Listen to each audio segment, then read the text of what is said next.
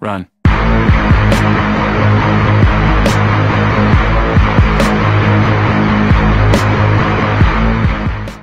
Dobro ljudi, ovo je zaista bilo smiješno, ali vjerujte mi da je mnogo smješnije to što su Ivan Vuković, gradonačelnik Podgorice, i Milo Đukanović zaista pobjegli od izbora na nezakonit, neustavan i kukavički način. Dakle, pomjerili su izbore za oktobar, misleći da će ih to spasiti od poraza i da će do oktobra možda zaposliti svoje ljude koji znaju kako se kradu izbori. Ipak, vjerujte mi, sve im je džaba.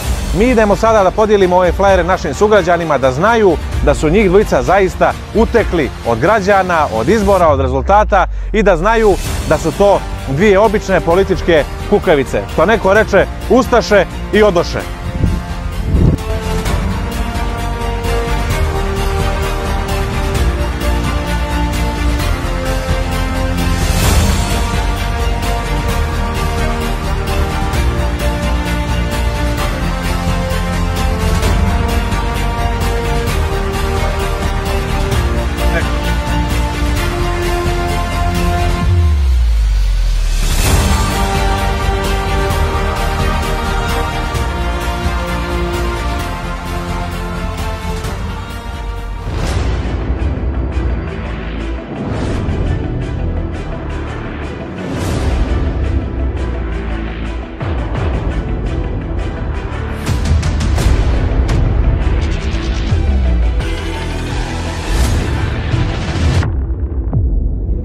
Ako neđe sretnete Mila Đukanovića i Ivana Vukovića, recite im da se oktobar bliži.